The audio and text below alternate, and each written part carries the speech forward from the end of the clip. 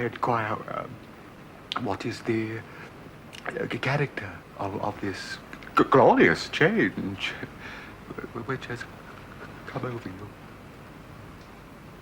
you? Isn't it obvious?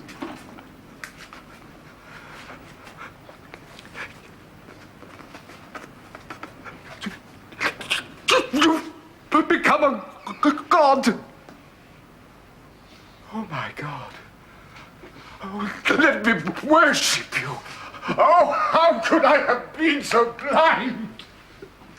Well, I am still in mortal disguise. That wouldn't help you. The whole concept of, immediately, of course, is again grotesque, at the same time extremely funny. Suddenly this man is in front of him who's discovered that he's a god. I always knew that this would happen. I always knew that I was divine. Oh, think of it. When I was 2, I put down a mutiny in my father's army and so saved Rome. Well, that was prodigious. It's like the stories they tell of Hercules as a child, or Hercules who angled snakes in his cradle. Exactly. Only Mercury only stole a few oxen, whereas by the age of 10, I'd already killed my father. Oh, you didn't know that, did you? No. Divinity. Well, even Jove didn't do that. He merely banished the old man. Why, if you don't mind my asking, did you do that? Well, he stood in my way. Me, a young god, he tried to discipline me. So I frightened him to death in Antioch. So it was you who did all that? That's incredible. Oh, no, not at all. Not for a god, it was very simple. At the same time as being extremely funny, and as a concept, it's extremely dangerous too. And it's a very interesting thing to be able to play with that.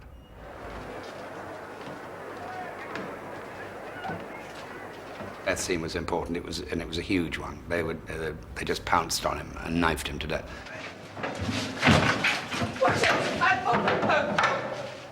The watchword, butcher, is liberty. Oh, no.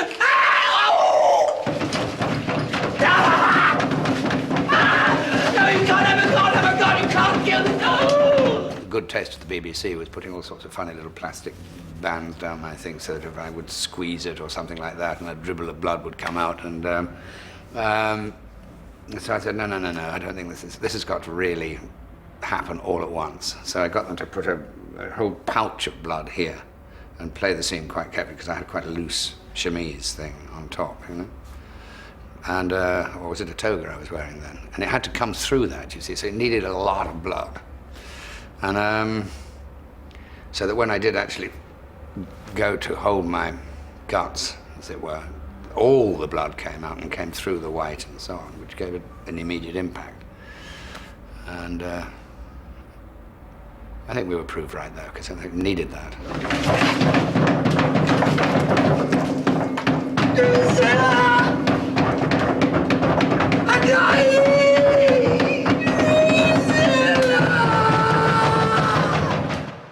Strong stuff.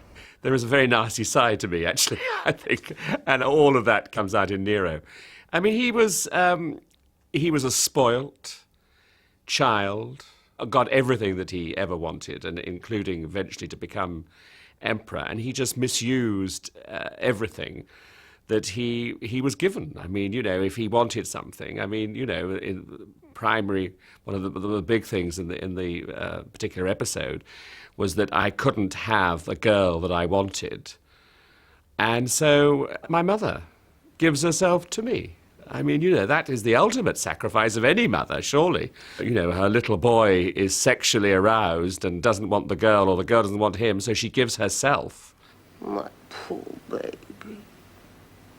It's not fair, is it? Lock you out of your room. And you, the emperor-elect. And then, she's only your wife. She doesn't feel for you as a mother would. The mother knows how her baby feels. Yet, she wouldn't let him be unhappy. No. No. Never. Never. Oh. Oh, I'm so sleepy.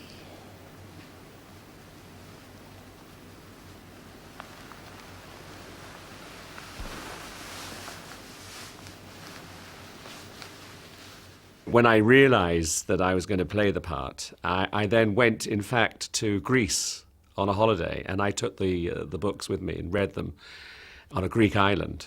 So I was able to soak up all the atmosphere that I could possibly want to soak up, and eventually when we filmed it, it sort of helped. It was great. I'm sorry to have been the cause of that. It's not your fault. Everyone could see that. Nevertheless, I'll go and see him. Come, Octavia. Let's go and find your brother. Perhaps we can pacify him. I think you're very kind. There's far too little kindness in the world. I was dressed head to toe in raw silk. I mean, incredible amounts of it, because, you know, he's a big character, and it was just wonderful. And the wardrobe people really went into everything. I mean, we had these undergarments, and we had the top, and we had then sways of material going round us.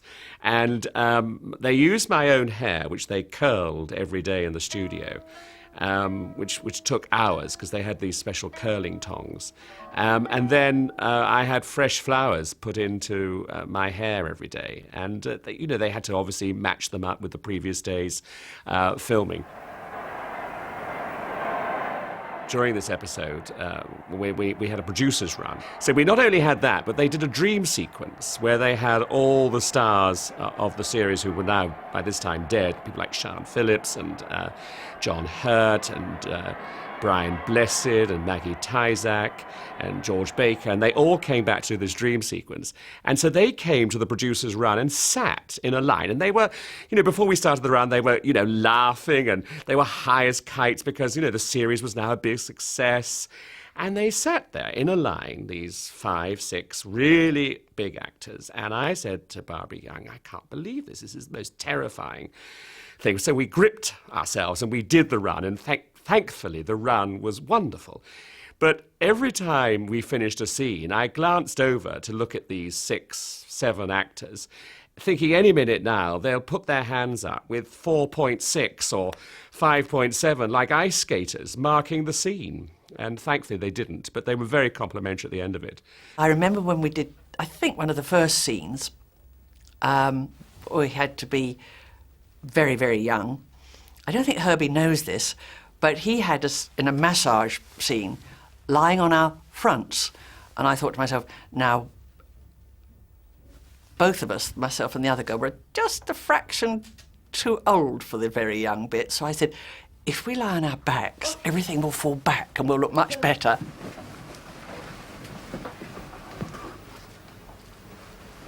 To tell you the truth, it's often crossed my mind that Livia might have had a hand in that. Julia? Well, I might be wrong. But he was a strong, healthy man, and he never had a serious illness until she got her hands on him. A particular example of the strength of Antonia is in the scene where she's decided that her daughter's behaviour is so abhorrent that she literally walls her up, locks her in, walls her up, and leaves her in a room to die. Mother! Let me out! Let me out! Let me out! Oh!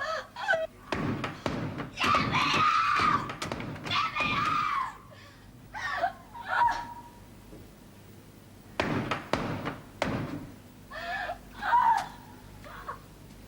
What are you doing? What are you going to do with her?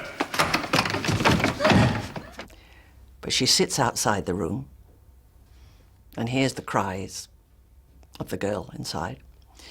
Claudius comes along and said, Mother, you've got to let her out. And I said, no, I won't let her out, because that's her punishment. And then Claudius says to me, how can you bear it, Mother? And she replies, and that's mine. My punishment. For heaven's sake, let her out! How long are you going to leave her in there? Until she dies. dies. Dies. You've gone mad. She's your daughter.